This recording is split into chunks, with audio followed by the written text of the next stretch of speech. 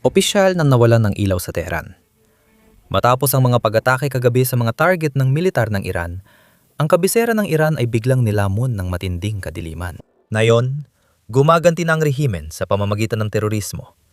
Binobomba ang supply ng inuming tubig ng mga sibilyan sa neutral na kalapit bansa. Tumitindi ang digmaan at naubusan na ng opsyon ang Iran. Nagsimula ang lahat sa pahayag na ito ng Ministeryo ng Enerhiya ng Iran. Kinumpirma ng pahayag ang pagkawala ng kuryente sa Tehran at mga kalapit na lungsod matapos ang mga pag-ataking naganap sa nakalipas na isang oras. Narito ang clip mula sa Karaj, lungsod na malapit sa Tehran, na nagpapakita ng lawak ng blackout.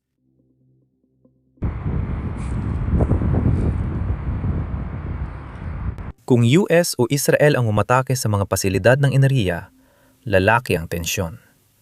Sa simula, malabo lang ang pahayag ng Iranian state media. Ayon sa kanila, pagkatapos ng pag-atake sa Tehran, ilang lugar ang nawalan ng kuryente. Sinabi kong malabo ang pahayag na ito dahil kung totoong may direktang atake sa mga planta ng kuryente ng Iran, tiyak na sasabihin ito ng Iranian state media. Pero hindi nila ginawa. Kaya nalito ako. Kalaunan, nagbigay sila ng dagdag detalye at ipinaliwanag kung ano talaga ang nangyari. Ayon sa state media, sanhi ng pagkawala ng kuryente ang malaking pinsala sa high voltage transmission tower. Hindi planta ng kuryente ng Iran ang target, kundi isang pasilidad militar. Malapit lang ang mga power station at nadamay lang sila. Hindi sila direktang tinamaan. Gayunpaman, isa pa rin itong paglala ng sitwasyon at mukhang gumanti na ang Iran. Bago pag-usapan ng pagganti, tinan muna natin ang bagong pahayag ni Pangulong Trump na parang hindi direkta pero kinukumpirma na hindi US ang umatake sa military facility na yon. Itong pahayag na inilabas ni Trump kanina. Ang US ay seryosong nakikipag-usap sa bagong, mas makatuwirang rehimen para tapusin ang operasyong militar sa Iran. Malaking progreso na ang nagawa. Kung walang kasunduan at hindi maging bukas ang estado ng Hormuz para sa kalakalan, tatapusin namin ang aming pananatili sa Iran sa pagpapasabog at pagsira ng lahat ng kanilang planta ng kuryente, Balaw ng Langis, Kharg Island, at posibleng mga planta ng desalinisasyon na sinadyang hindi pa namin galawin hanggang ngayon. Yung huli ang tinutukoy ko. Sabi ni Pangulong Trump, hindi pa tinatarget ng US ang infrastruktura ng enerhiya ng Iran. Maring hindi ang Estados Unidos ang umatake at sumira sa planta ng kuryente ng Iran. May banta na sisirain ng mga planta ng kuryente at iba pang infrastruktura ng sibilyan kung hindi bubuksan ng Iran ang Strait of Hormuz. At posibleng maging malaking problema ito sa hinaharap. Dahil ito rin ang kinokondena natin laban sa Russia sa ginagawa nila sa Ukraine nitong 3 taon. Sinisira ng Russia ang mga planta ng kuryente tuwing taglamig para pahirapan ang mga sibilyan sa Ukraine. Kung gagayahin ito ng US sa Iran, mawawala ang ating moral na bentahe. Mahalagang linawin na sa ngayon, hindi pa tina-target o sinasadyang targetin ng US ang infrastruktura ng sibilyan. Ginamit natin ang banta bilang ultimatum o taktikang pamimilit, ngunit lumaki na ang issue. Kamakailan tinanong ang White House tungkol dito. Pakinggan ang sagot. Tungkol sa banta niya sa Iran, sabi niya posibleng pasabugin at sirain ang mga planta ng kuryente, Balon ng Langis, Kharg Island at mga planta ng desalinisasyon. Sa ilalim ng internasyonal na batas, karaniwang ipinagbabawal ang pag-atake sa mga infrastruktura ng sibilyan na gaya niyan. Bakit nagbabantang gawin ng Pangulo ang posibleng krimen sa digmaan gamit ang militar ng Estados Unidos? Paano mo ito ipapaliwanag kung paulit-ulit sinasabi ng administrasyon na hindi tinatarget ang mga sibilyan?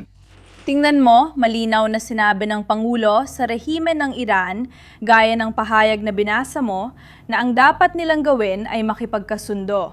Kung hindi, mas malawak ang kakayahan ng sandatahang lakas ng Estados Unidos kaysa akala nila at handang gamitin ng Pangulo ang mga ito. Hindi yan ang sinabi ko, Garrett. At sinasabi mo ang salitang potensyal dahil may dahilan. Dahil sigurado akong may mga eksperto na binubulong sa iyo yan para subukan akong tanungin ng ganyang tanong. Laging kikilos ayon sa batas ang administrasyong ito at sandatahang lakas ng Estados Unidos. Sa pagtupad ng lahat ng layunin ng Operasyon Epic Fury, tuloy si Pangulong Trump at inaasahan niyang makikipagkasundo ang rehimen ng Iran sa administrasyon.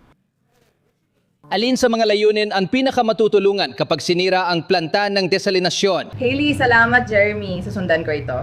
Ngayon, walang problema ang Iran sa paggawa ng mga kilos at pag-atake na sila mismo ang may gawa. Terorismo lang talaga ito. Yan ang ibig kong sabihin. Bilang ganti, tinarget ng Iran ang isang power station at isang desalination plant sa Kuwait. Sa pag-ataking ito, may napatay na manggagawa at malaki ang pinsala sa infrastrukturang sibilyan. Ito ang dahilan kung bakit ito mali. Ipalagay na lang natin na Israel o Estados Unidos ang umatake sa Iranian power plant.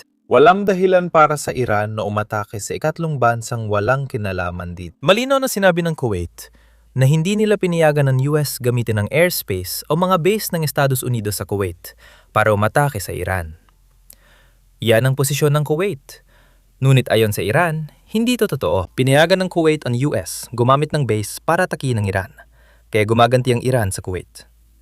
Pero, terorismo pa rin ang ginagawa ng Iran. Dahil hindi tinatarget ng Iran ang mga base ng Amerika sa mga gulpo na bansa. Tulad ng nakita natin, tinatarget ng Iran ang mga planta ng desalination at mga planta ng kuryente para sa mga sibilyan. Purong terorismo yan. At hulaan mo kung ano pa. Alam din ito ng Iran dahil tingnan mo ang kanilang palusot. Sinasabi ng Iran na ang Israel ang umatake sa desalination plant sa Kuwait, hindi sila. Noong 19 na siglo lang gumagana ang palusot na ito dahil hindi pa natin kayang subaybayan ang pinagmulan ng mga misil at drone. Pero sa 2026, kaya na talaga nating makita kung saan eksaktong nanggagaling ang mga drone na ito at kung saan nagmula ang mga missile. Alam ng Iran na mali ang ginagawa nila kaya ayaw nilang akuin ito.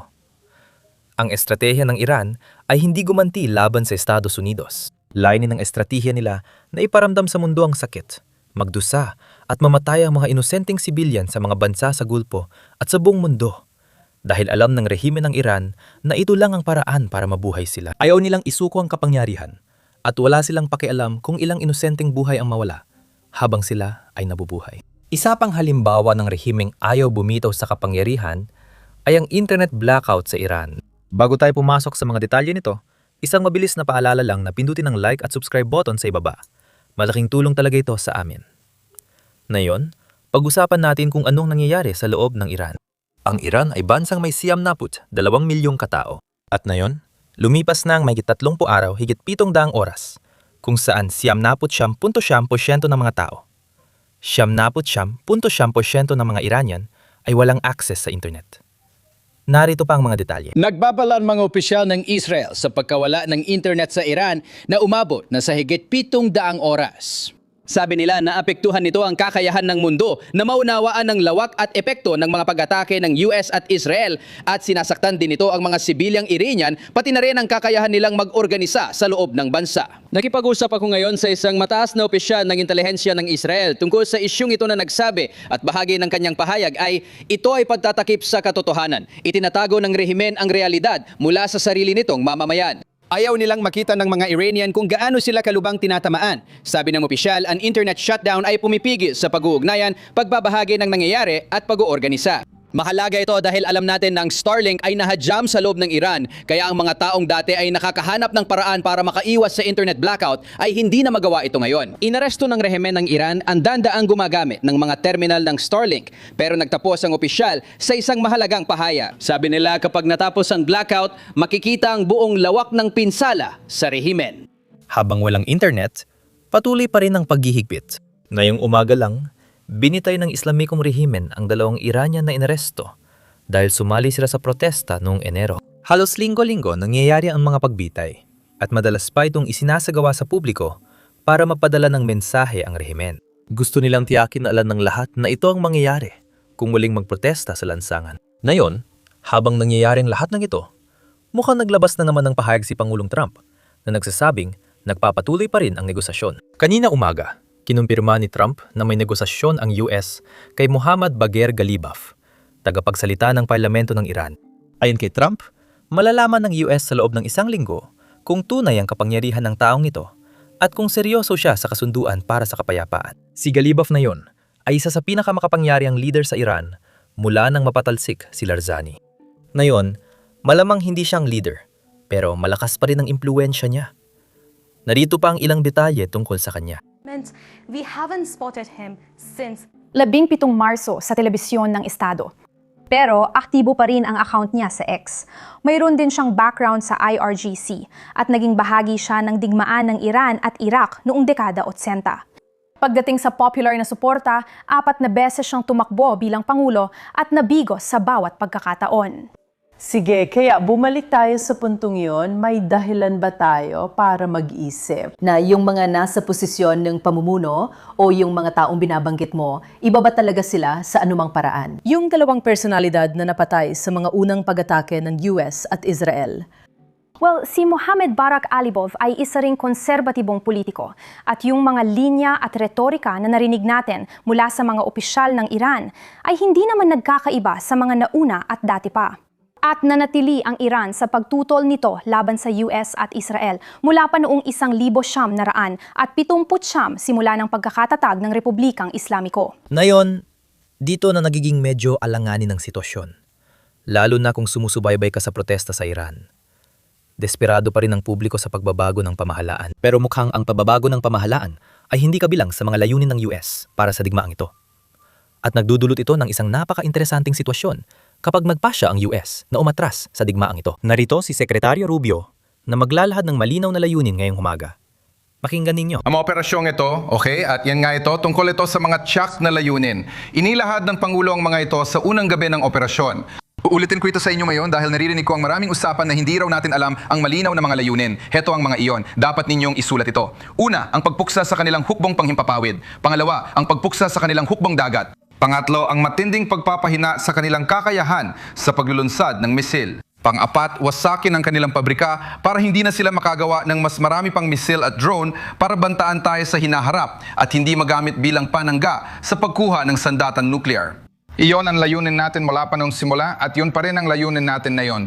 Nasa tamang takbo tayo at sa katunayan, nauna pa tayo sa schedule sa ilan sa mga bagay na yon at makakamit natin ang mga yon sa loob ng ilang linggo, hindi sa loob ng ilang buwan. Ayon sa ilang ulat, nais ni Trump ng sitwasyong parang sa Venezuela para sa Iran. Hindi ganap na pagpapalit ng gobyerno, kundi leader lang na mas bukas makipagtrabaho sa Estados Unidos. Ngayon, dito mahalagang tandaan. Ilang beses nang sinubukan ni Galiba na maging pangulo at nabigo siya. Kung siya'y sakim sa kapangyarihan at tiwali, baka ito na ang chance niya. Pwede siyang makipagtulungan sa Estados Unidos, magdala ng kapayapaan sa Iran, at maging isa sa mga de facto na leader na matagal na niyang gusto. Ngayon, ito ay isang bagay na kinumpirma ng Estados Unidos sa medyo hindi direktang paraan, kung saan ngayong umaga sinabi ng White House na ang mga taong nakikipagnegosasyon, ibig sabihin si Galibaf, ay mas makatwiran sa likod ng mga eksena kumpara sa mga pahayag na inilalabas niya. Iyan mismo ang ginagawa ni Delcy Rodriguez, ang kasalukuyang leader ng Venezuela, noong nahuli si Maduro. Pakinggan ninyo ito. Dalawa ang tanong ko, isa tungkol sa Iran at isa tungkol sa pondo ng DHS. Sabi ng Pangulo, ang administrasyon ay nakikipag-usap sa bagong mas makatwirang rehime ng Iran. Gaano kakumpiyansa ka na lehitimo sila at may kontrol sa kapangyarihan? Ayon kay Marco Rubio, hindi siya sigurado kung mananatili sila sa pwesto. Kaya kinakausap niyo rin ba ang ibang paksyon? Habang nakikipagkasundo ang Pangulo, paano niyo masisiguro na ang kausap ay may kakayahang magpatupad nito? Bahagi ito ng kasalukuyang proseso sa nagpapatuloy na negosasyon. Siyempre, anumang sabihin nila sa amin ng pribado ay susubukan namin at titiyakin namin pananagutan nila ang kanilang mga sinabi. Kung hindi nila gagawin, binanggit na ng Pangulo ang posibleng aksyong militar na mararanasan ng rehimen ng Iran kapag hindi nila tinupad ang mga pribadong pahayag sa likod ng eksena. Kapag sinabi ng Pangulo na mas makatuwiran, muli ang mga taong ito ay mukhang mas makatuwiran sa likod ng mga eksena, pribado, sa mga pag-uusap na ito. Kumpara siguro sa ilang dating leader na wala na ngayon. Nagsinungaling sila sa Estados Unidos at pinaikot tayo sa negosasyon na hindi tinanggap ng Pangulo kaya maraming naunang leader ang napatay. Kaya muli, isa na namang makasaysayang pagkakataon nito para sa Iran na gawin ang tama. Para talikuran nila ang ambisyong nuklear at makipagkasundo sa Pangulong ito at administrasyon. Kung hindi, muling mararanasan nila ang mabigat na parusa mula sa sandatahang lakas ng Estados Unidos na nararanasan nila araw-araw sa operasyong ito. Tungkol sa DHS, gaano katagal kayang bayaran ng administrasyon ang mga team? Ngayon, panahon lang ang makakapagsabi ng mangyayari. Pero batay sa lahat ng sinabi ngayong araw, mukhang posible talagang pumasok ang US sa isang kasunduang pangkapayapaan kasama ang rehimen na nasa kapangyarihan.